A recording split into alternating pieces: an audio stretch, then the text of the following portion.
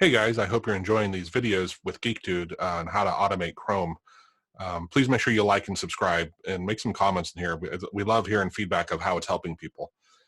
This next one, I actually split the video into two parts because it was an hour long and that just seemed like a lot. So I wanted to explain that. The second part of it though is unfortunately GeekDude he's a admin on the site we were scraping, which was the AutoHotkey Reddit site. And when I went to Reddit to go do the same automation, unfortunately the stuff didn't match up with what he was doing. So I can't give you an example, and I don't know how we're going to test with the examples that he gives us. All of it's easily adopted or adapted to other sites, right? So the concepts are great. It's just I couldn't actually use the code that he was developing to do it myself, unfortunately. At some point, maybe I'll go back and record these myself on a different site so we have some real live working examples. But anyway, let's have at it. Cheers. Yes. Okay, we're back, and now GeekDude's going to show us how to get pull information, scrape. Yeah. A lot of time when you're using web scraping, it's not because you want to put something on the page. It's that you want to get something off the page, or a mix of both. So for our example this time, we're going to be looking at the AutoHotkey subreddit, because that has such a wealth of information, not just AutoHotkey, but these kinds of pages in general, where maybe you want to get like all of the links to comment sections on this page. Or maybe you want to get something that pulls the titles for all of them. You want to do maybe like a text analysis on it. You want to see, do people tag their posts, or are they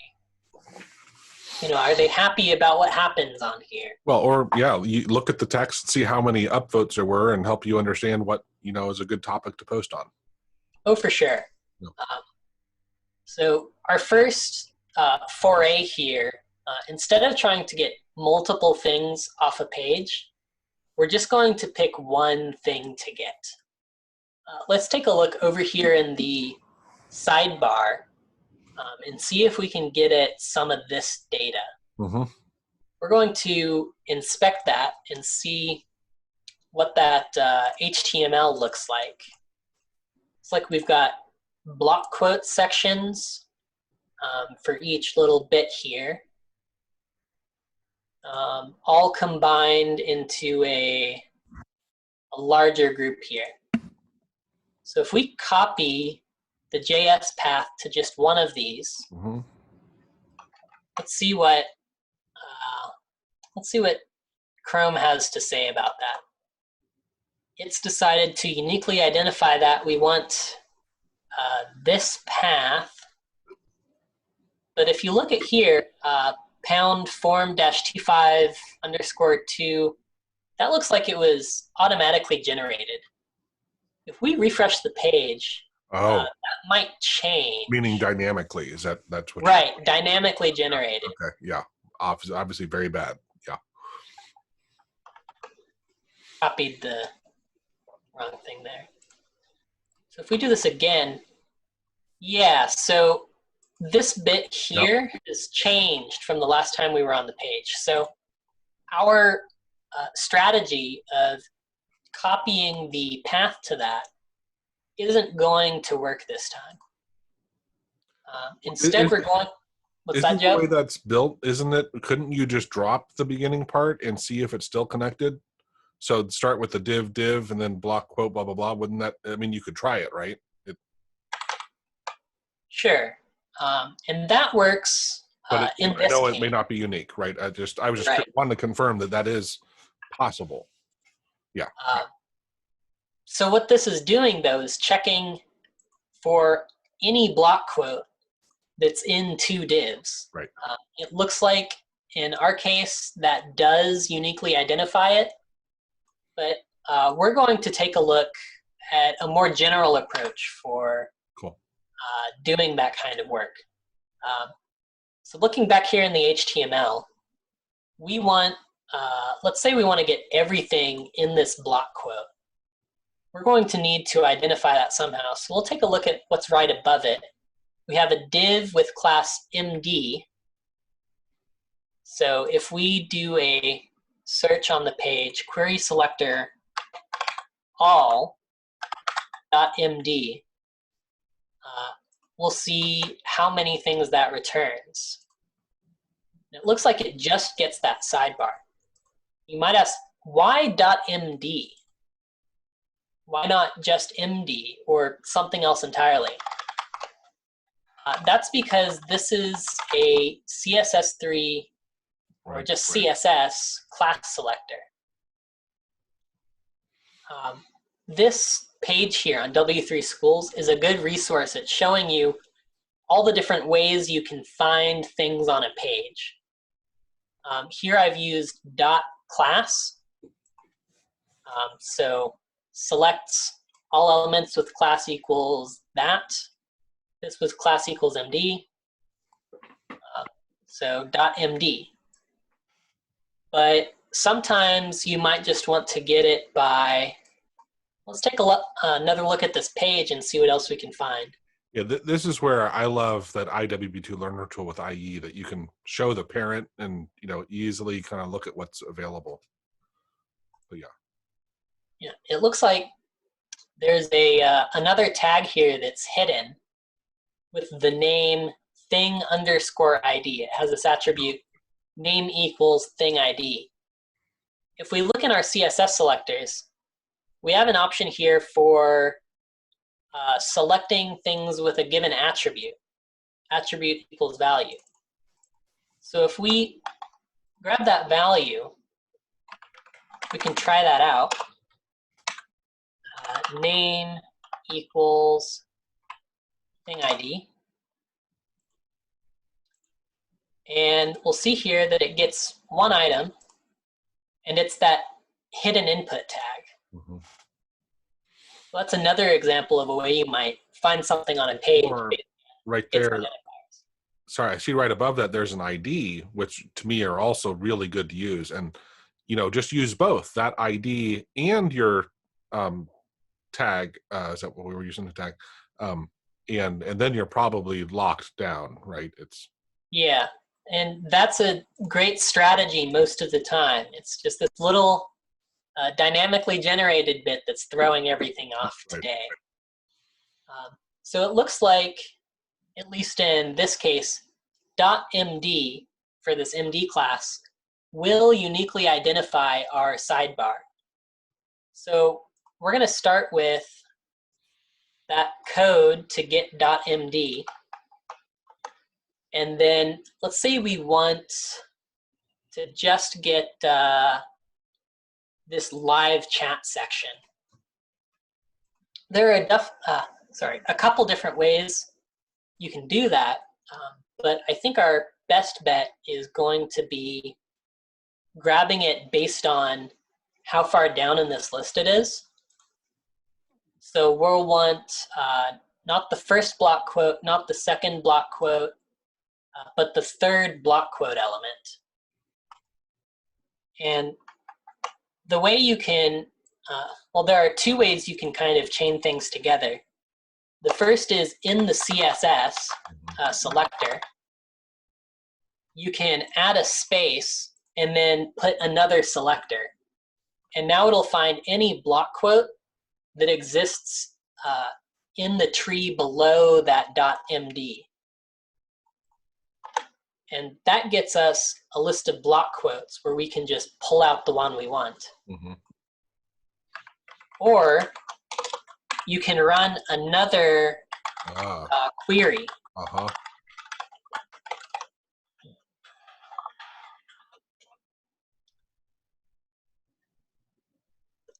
Or not.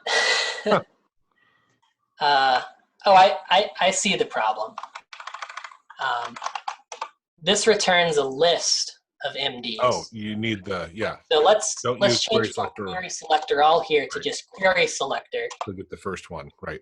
Grab the first MD. Yeah. And then run the second query on that. Yeah.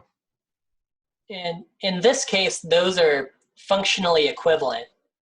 Right. But in some situations, you might have a reference to the element that you want to get children of, but not know how to select for it. So this chaining selectors can be very helpful in those situations. Now, and I don't know if we want to take this a step further here, because I think you have another example where you want to do it with getting all the links or something, but it is possible, like that list of items there moves around depending on who's using it. You know what I mean? Who's on the page. And maybe some of the blocks aren't visible for someone. So would you then go back, because earlier you did something with getting an element or getting something, an attribute, to say, look for the thing that has this, title of document or whatever, which one we were going for? So loop over them and finding it, or how would you approach that? Are you speaking about like if you're working with someone else on doing this, how you would collaborate? Well, no. Well, no. Other people are going to run the code. Other people have different login, different accounts. So I'm just pretend. Forget what you know about Reddit. Like, what if like this documentation block was up there? Well, yeah, for someone and not for someone, the other person, right? So it's different for different people. So you'd probably loop over that list of items, is my guess, and search for. Look for one that actually has this text in it. Yeah. Okay. Or CSS can do a lot of different selection types, but one of the things it can't do is look at the actual text contained in an element. And so a lot of time you'll find you can select to a small selection of items where one of them has the text you're looking for. But it's like, in this case, they're identified by this piece of text at the top of the... Yeah, right. Right. So you'll start with that collection. Yeah. And then filter it further. Okay. We're going to have to do a little more than just one line of JavaScript if we want to filter. Or if you just want to get, the third item. Right.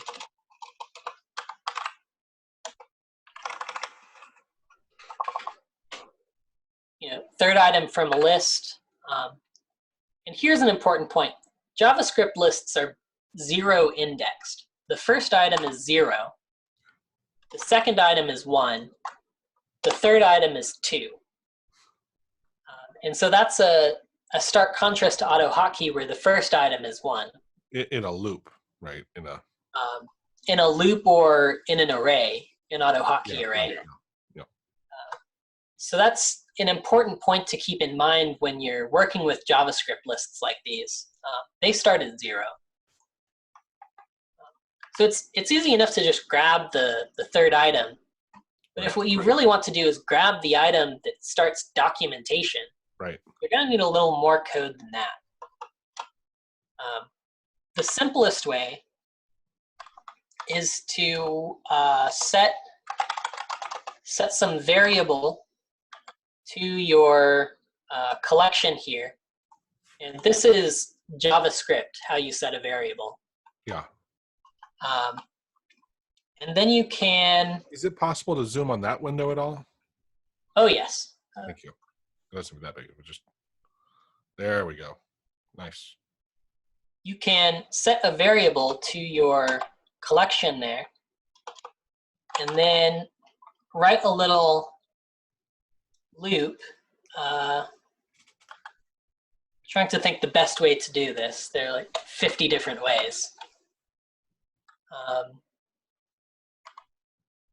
The old JavaScript way that'll work in the most situations is to write code that looks like this.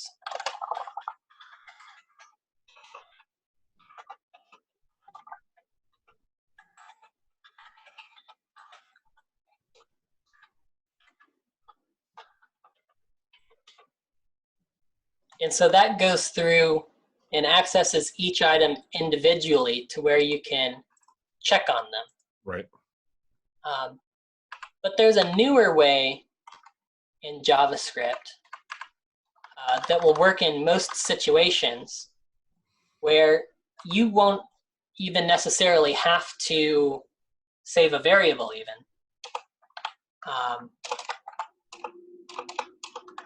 Let me look this up here.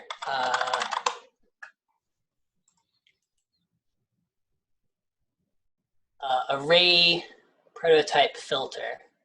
Yeah, that's.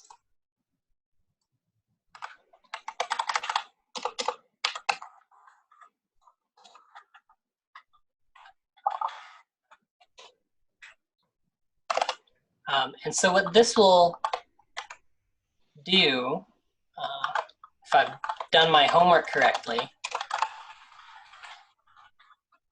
is it compresses. It's still not quite done it.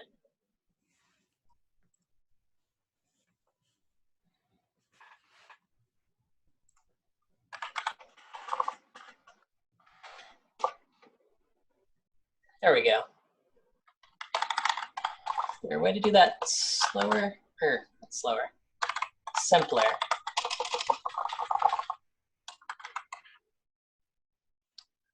Yeah, either array.prototype or on an actual array, do .filter.call, and then it'll let you filter for the specific thing you're wanting. Oh, interesting. Wow.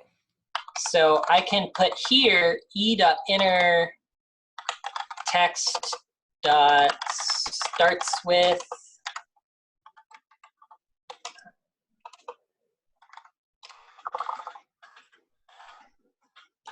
Oh, and we probably should have mentioned this an hour ago. JavaScript is case sensitive, isn't it, or no? It is. Yeah. It very much is. So starts with capital W. Yeah. Starts with lowercase w. It will not work. Make sure that you match the case exactly, or yeah, it just won't work very well for you. Especially if you're like me, I've been web scraping AutoHotkey for a long time. It's really hard to catch those things. So with one line of fairly complex JavaScript, right? Although you can mostly copy and paste this format, filter, right. Call. Could you move your head over a little to this? Yes. Hold on. You're upside down.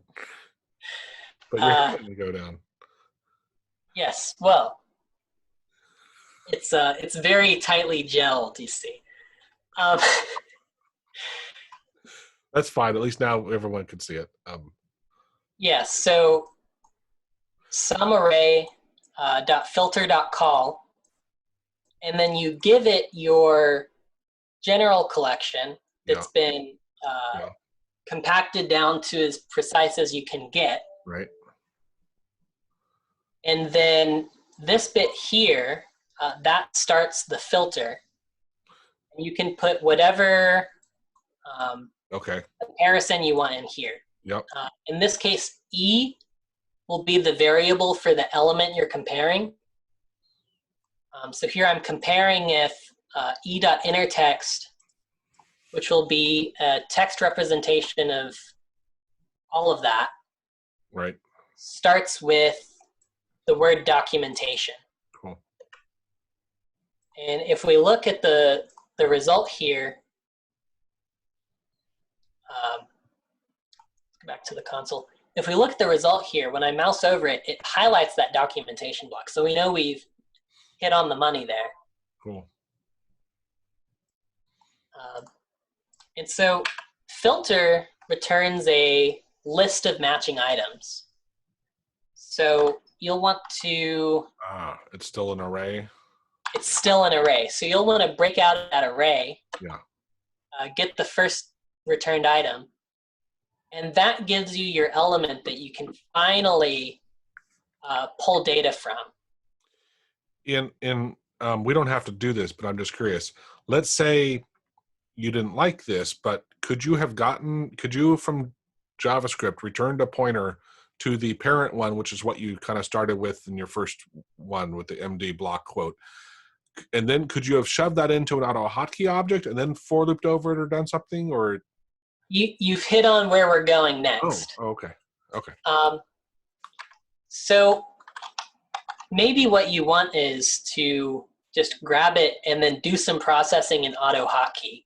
Mm-hmm. And while that's possible with some of the Chrome DevTools API endpoints, it gets really difficult really quickly to do anything more than trivial work. Mm. And so for that reason, my recommendation is your JavaScript should output the data you want. Okay. With Internet Explorer automation, I know it's common to grab it and then pull it over into AutoHotkey. Right. But with Chrome, it's just so much easier to do all the processing in JavaScript first and then pass that data on. Cool. I had one other question, and you can move your head back where it was because I'm getting dizzy.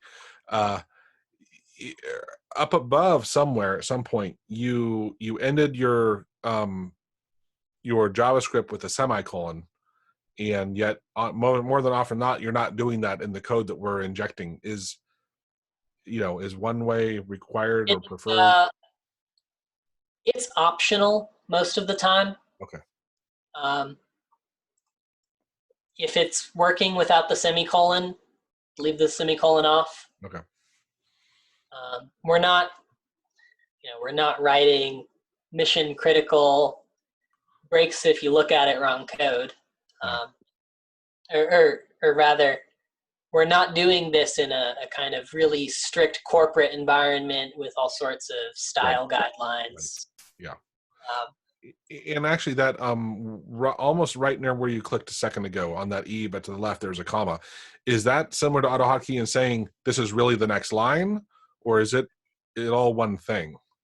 So this comma marks the start of the second. Now my code's gone. This is one parameter to filter.call. And then this is the second parameter to filter.call. Okay, now I'm seeing the last paren after that. I see how they line up now. Thank you. It looks odd because it uses some techniques that aren't even available in AutoHotkey. No. Like, what the heck does this arrow mean? Right. But really, all you need to know is that you can put your comparison here, and it'll do that. Okay. So let's say we wanted to get live chat instead. Just type live chat, and now it's filtering for that. Mm-hmm. Well, that's a good enough example for now. So we'll get that list that starts with documentation and break out to the first item, and that gets us our block quote. But now we want to actually do something with that. Let's take a look at its HTML using our .inner HTML property on that block quote. And we can see all the relevant HTML out of there. And if this is what you wanted from your AutoHotkey script, maybe you just want to get the HTML of this item, then you're good to go. But maybe what you really wanted was the link that's in that section. And this is where that technique we talked about earlier, chaining queries, is the way to go. So we have this code here that returns the block quote we want, but we really want this A, link here. So we would start with that and then add a new dot on there, query selector A, and now we've got that first link, right? Which is not quite what we're looking for. Right, because you use query selector, yeah. we go to Query Selector All, we get a list of links where we can pick just that second one. Remember, index 1 because JavaScript starts at 0. And now we can grab that href. And honestly, back when I was learning all this stuff, once I started understanding the term walking the DOM and the dot notation, you can keep adding to it and kind of mapping where exactly you're going. It made it so much easier to understand, what you're doing. Yeah, it certainly takes a while to get the hang of. And that's where having a strong JavaScript background can really help. I would recommend if you really want to get good at web scraping, you maybe read an intro book on building websites. Mm-hmm. Because it'll cover a lot of, at least the mundane stuff, like what is the DOM and how would you go through it with JavaScript? Mm-hmm. Yeah, that's one of my first steps when people start learning. I say you got to study the DOM. Everything else is so much easier once you understand the DOM. Anyway, cool. Sure. Now that we've got our JavaScript code that returns what we want, we can go ahead and put that in our AutoHotkey code. I'm just going to do this as a text assignment because I don't want to. Yeah. There's so many different quotes here. Right. I don't want to touch it. And then, like we've done in all our other examples so far, we can pass it that JavaScript and see what it results with.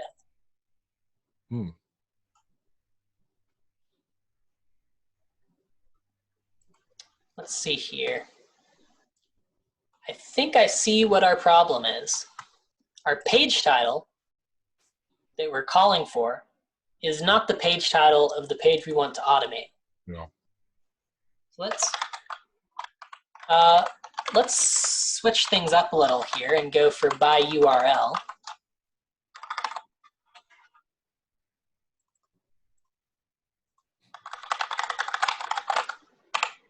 And just grab whatever Reddit page we see. And now we get an empty box. AutoHotkey is not great at showing some types of values. Page.evaluate returns a value that is itself an object. And when you pass an object to something like message box, it shows it as an empty string. And so even if you've written all your code correctly, at the end of it, you might run it and say, see that it did nothing at all, when really it did everything great. It's just not showing you. In the current version of the Chrome .ahk script, there's a function you can invoke or call to that takes an object and then makes it into a way that you can see from the message box. This is built. This function here was built by Coco and can be found standalone in Coco's AutoHotkey JSON library. But I think you said it's built into your Chrome. Right. It's built into the Chrome class just because of how often you'll need it when you're doing this kind of work. So we're going to take that page.evaluate and drop it in there and then see the output of that instead. And here we'll see it's an object with two keys, one key of type and one key of value. Oh, okay, yeah. And the key value has the actual data we want.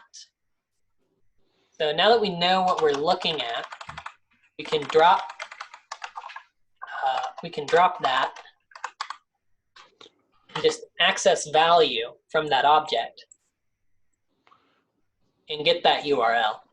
Yeah, and I don't know if I ever put this together in my head before, but it's basically back on the DOM when we were doing stuff and connecting to element, to a path to something, but we didn't have the dot value or dot outer HTML or inner or whatever. It's the same thing, right? It's you need to Yeah, create a value, and once you do, then you can't act with it as an object. You can't loop over it. It's the value. It's an endpoint. right. Yeah. Yeah.